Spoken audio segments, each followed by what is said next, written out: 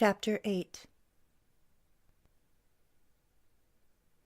Philippe filled a flute of champagne for Adeena as they sat at her dining-room table, gazing over the sparkling lights of the Ottawa skyline.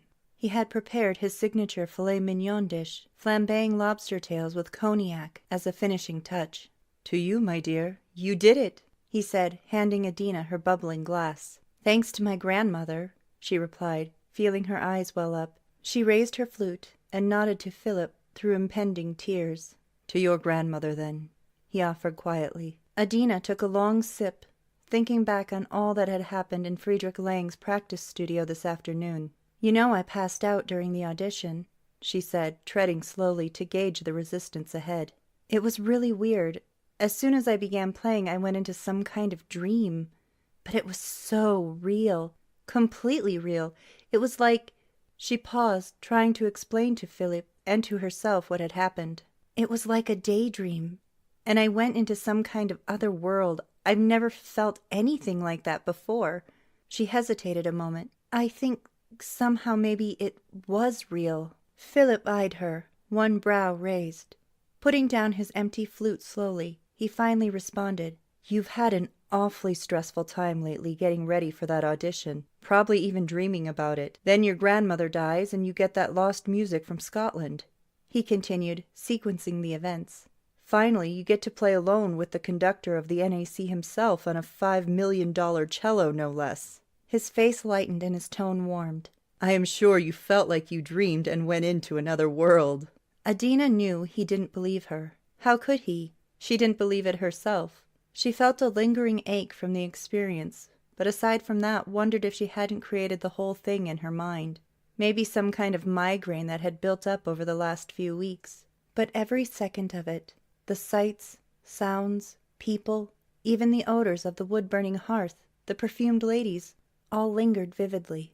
"Tara knows you took the Duncan Cello, right?" Philip asked, changing the subject. She paused a second at his inquiry. Philip and Tara were both such sticklers. Yes, stretching the truth like a tight wire over the Grand Canyon. She took another sip of champagne.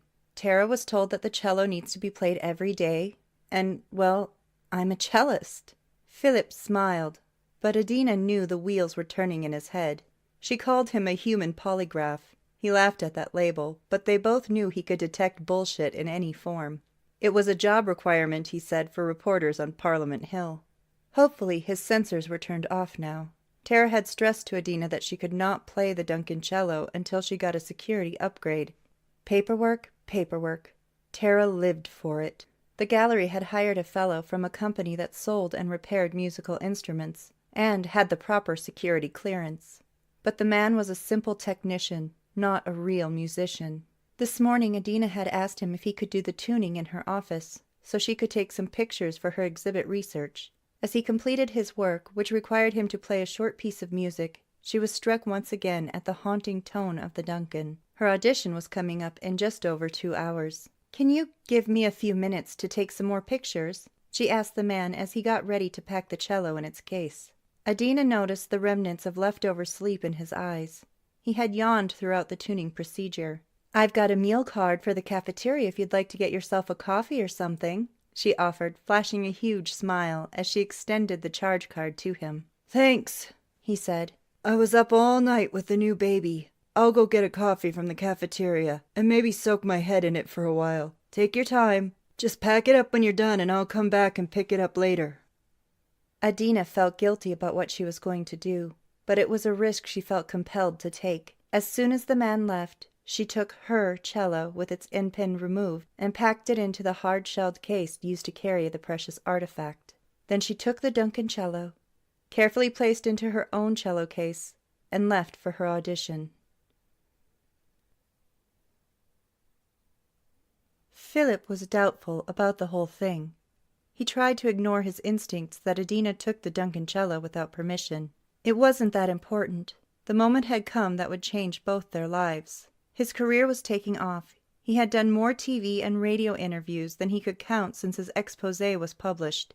He had been invited to become a regular political commentator on CBC radio. His editor was talking about new opportunities and hinting at becoming a national political columnist for Post Media.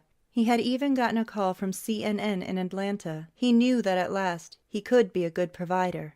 And today Adeena had proved to all the world she was a musician, and a damn good one. Philip placed the ring case he had been carrying for so long onto the glass dining room table.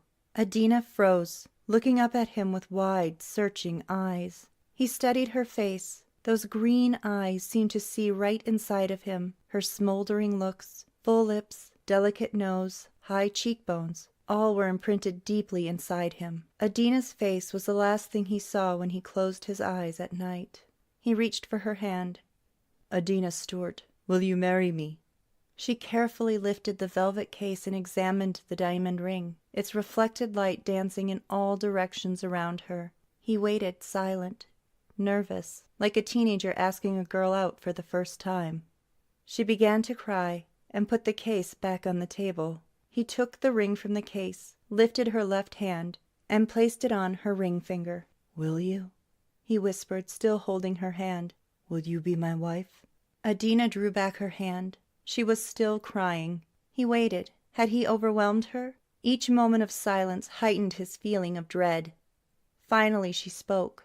No, I can't, Philip. His heart jumped into his mouth. I'm not sure I can be your wife, or anyone's wife. He sat stunned, searching for words. Adeena, I love you, more than I've ever loved anyone. I'm not perfect, I know that, but I will put you first every single day. I want to spend my life loving you, loving... He hesitated. Our family. Adeena bowed her head. I know you do, but it's not you, it's me. What do you mean? His voice becoming urgent. I don't understand it myself. Maybe I'm not ready, or maybe I never will be. Their eyes locked together. To be married to anyone. Adeena looked down at the ring on her finger. She touched it, staring at the sparkling gem that graced her hand. She began to remove it from her finger. Philip placed his hand over hers. No, he said quietly. That is yours. She closed her eyes. Her face seemed heavy and sad. Philip had played out the scene proposing to Adeena in his head so many times. Never had he imagined this.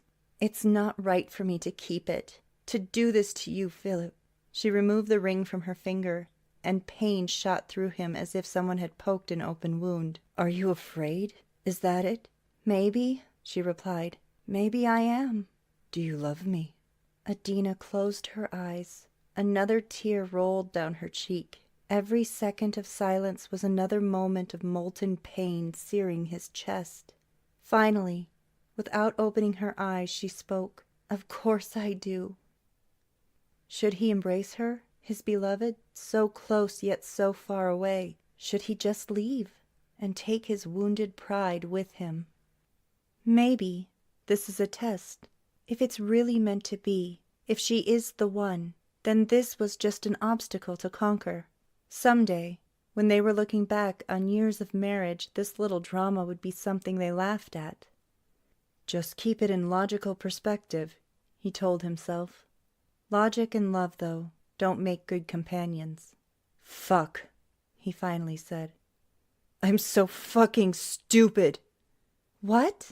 Adeena said, looking a little startled at his sudden change of tone. I thought that we could build a life together. I convinced myself that you and I wanted the same things. I fooled myself into believing that I was really it, the one for you. He stopped, his head swirling. The pain, the anger, the bitterness, all were getting the upper hand. He didn't want to let it all out, afraid of these feelings and how he could screw up completely. Philip, you're a good man. You're not stupid. I'm not sure I know how to do it, to love someone completely, to commit to anyone. He nodded. I have to leave. Alone in her living room, she sat staring at the ring. It represented so much, and every sparkling reflection seemed to be trying to convince her that she made a mistake. Was she that afraid of all that it meant? To be married, to have a family, to be someone's wife? Or was it that unfulfilled feeling that Adeena could not shake, a sense that she wasn't complete, that she was still searching for fulfillment as a musician, or maybe as a composer. It was desire for creation that haunted her, frustrated her, and demanded she find a way to bring it to life, no matter what the sacrifice. "I'm so fucking stupid." Those were his words, but they applied more to her than to poor suffering Philip. Did she love him? What does that kind of love feel like? Maybe the last few years, struggling to find her music career while he took care of her, always being patient, waiting for her to really embrace their relationship, had all combined for her to take him for granted. How could she say no to someone who loved her, and probably always would? She looked over at the case holding the Duncan cello. Tears welled up again, and without knowing why, she got up, unpacked the instrument from its case. She lifted it up, and in a kind of stupor felt its oddly familiar touch. She sat and drew the cello between her legs. The notes of the lost score played in her mind as she reached for her bow. The entire piece lived within her, as it had since she first transcribed the opening notes so long ago. She was rediscovering what had always been there. Her bow touched the strings. She began to play the score once again. The same feeling she had experienced in the conductor's studio overcame her within a few bars. A bright light lifted her once more as the clouds swallowed her, and she felt the sweeping power of the music carry her consciousness away. The piano and violin filled in the sound, and another stringed instrument added counterpoint and depth.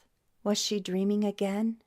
Adeena's eyes flashed open to the same glimmering world of silk gowns and lively merrymaking by the roaring fires. She was once again playing with the musical ensemble in the great room with its soaring stone walls. Stern portraits looked down once more at the group of musicians and their enraptured audience. She saw the man, George, from her previous dream, standing beside another man dressed in a red military uniform. Both focused their gaze on her, each with a deadly serious look. Neither smiled. There was a different group of people here than from her previous performance. Almost everyone watching her now was male, soldiers or officers, dressed in the same colorful red as the man beside George. Adeena continued playing, and once again set aside the Duncan cello to sing. The words flowed effortlessly, ending in her final verse. "Now as you raise the flame of hope, sailing into the darkest sea, the black night is all around. You light the way for me.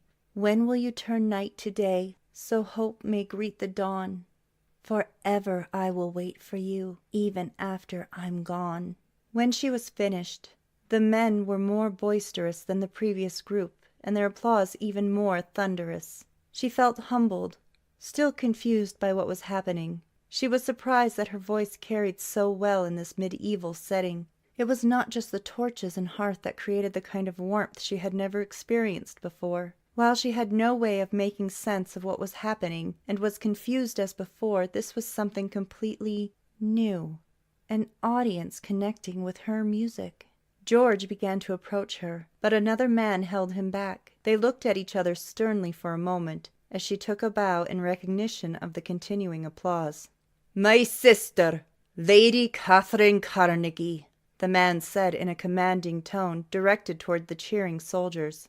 "She honours my return to the United Kingdom of Scotland and England, mighty Great Britain, ruled by a gracious king, George II." Adeena stared at him tentatively. Another brother of Lady Catherine? She walked toward him now as the men continued to cheer, many calling to her. She smiled and accepted their praises modestly. Her music had touched them, deeply it seemed. Adeena was beginning to believe, impossibly, that this was not a dream. She tried to wake up, shaking her head, pinching her hand forcefully, trying to return to her apartment, to her familiar Ottawa surroundings. Nothing worked. She couldn't wake herself up. For the moment she was here, performing at an ancient concert somewhere in the United Kingdom, probably Scotland, it seemed. The only truly familiar thing was the Duncan cello. It was her lone connection to the world of Adeena Stewart. That and the lost score. The song connected her to this world and to an emotional center that may have always lived within her. Adeena bowed one more time, her cheeks glowing from the outpouring directed towards her. She had reached this audience in a way she had longed to from the very first time she had performed. A strong grip on her arm, intended to get her attention and cause discomfort, pulled her from her thoughts. It was followed by an angry whisper, the speaker inches from her ear. "Under whose authority do you play that whorish instrument in this society?" "What?" she responded, forcefully prying the hand from her arm. George stepped forward, as the soldiers continued to show their approval, chanting for more. "Could we step outside, please?" he said, taking Adeena's hand and whisking her away. The chanting and applauding continued even as George stepped quickly, hurrying through a great stone vestibule. Adeena marveled at the walls. A massive chandelier with dozens of burning candles illuminated the entrance to this place. "It's a castle," she thought, as George pulled her like he might a troublesome child, and the three siblings stepped out into the crisp evening air. George marched straight ahead a few feet before he stopped and finally let go of her hand. He turned to his brother. "James, leave Catherine alone," he exclaimed to the other man, who stood defiantly before him. "It is Sir James." The man seethed with indignation. "You'll do well to remember, I am the sitting member of Parliament for Kincardineshire." George glared at him angrily. "As if you'd ever let me forget, brother." "I am also a captain in His Majesty's service," the older brother snorted, glaring at George and Adeena. "Are you deliberately trying to undermine my authority with the officers from the Royal 21st Foot? And tell me, the two of you, what in the name of our Lord God is the meaning of this childish, seditious, overbearing music?" "Childish? Overbearing?" Adeena responded. "What's your problem, bud?" George and the captain both looked at her with confusion. "It is me who arranged for Catherine to play for you, Captain," George responded, unable to say the title without a mocking inflection. "And your men call for her still. Listen." Adeena could hear the chants from inside the castle. She looked around the outside of this massive structure, lit by a long series of torches. It was like the castle she'd visited on her summer trips to England and Scotland as a teen. She listened to the chants coming from the open doors. "Lady Catherine!" It seemed to annoy the captain, who now turned to George. "And was it you, dear brother, who invited the Jacobite traitor James Drummond to Kinnaird?" he sneered, "seeking volunteers to follow the young pretender. I've received reports. The coward was here earlier, indeed this very eve." George made no effort to reply. The brothers faced off, two bulls sizing each other up, searching for any weakness before charging. Adeena turned over the name in her head. James Drummond, the man from her previous dream. It was real. So sensory, so rich with detail and feeling. She felt the cool evening air and shivered, pulling her arms together. She breathed deeply, the savory aroma of roasted meat filling her senses. She touched her soft hair, long and full, flowing over her shoulders. This is not a dream, but yet it can't be real either. "He honours his father and our uncle, the Earl Carnegie, who made a pact on this very spot to unite our clans forever against the Union," George finally retorted. "And they both died trying to preserve the kingdom of Scotland, something you seem to both forget and to detest." The captain seemed to weigh his response. Adeena sensed his outrage at George's comments, but he said nothing, and instead turned towards her. "As your oldest brother and rightful heir to the estate of Kinnaird, a loyal member of His Majesty's army and member of Parliament for Kincardineshire, I hereby forbid you, sister, from ever performing that seditious music again," he announced stiffly to Adeena. "Give me the script you played from, lest it become known beyond the shire." "You can't forbid me from doing anything, especially not playing the music which I wrote and will perform wherever and whenever I please." The captain stared in shock. "You pernicious wench," he fumed. "I will not allow you to bring shame on our family. I will take that music and warn you thus. Never perform it again, lest you desire to discover the full bounty of my wrath. As for that lewd instrument, it is intended for a man, not a lady of moral repute. You shan't play it ever again." "You're not the boss of me," Adeena shot back. "Who do you think you are, jerk-off King Kong?" George and his brother seemed dumbstruck. They stood staring, unable to mount any suitable response to the strange outburst. There was complete silence for a few seconds, save for the background chanting that continued from inside the walls of the castle. I am the head of this family, with charge to command as I please, the captain responded. With my authority, as a member of His Majesty's government and an officer in his infantry, I could have you arrested. Heed my warning, sister, or presently you shall discover the consequences of your disloyalty. Adeena glared at him, her anger tempered only by the ongoing backdrop of chants and applause that continued from the depths of the castle before her. "I don't think your men share your opinion," she said, pointing to the open door. "They seem to like my childish, overbearing music." The captain stared at her, pursing his lip and listening to the pleas of his men. One of them appeared at the door and waved the officer closer. "Escort my sister, Lady Catherine, back to the hall and instruct her on the jig we dance to," he commanded to the man. Adeena and George began to walk away toward the open door. The captain held the officer back with his arm and spoke to him under his breath. "And bring her music score to me."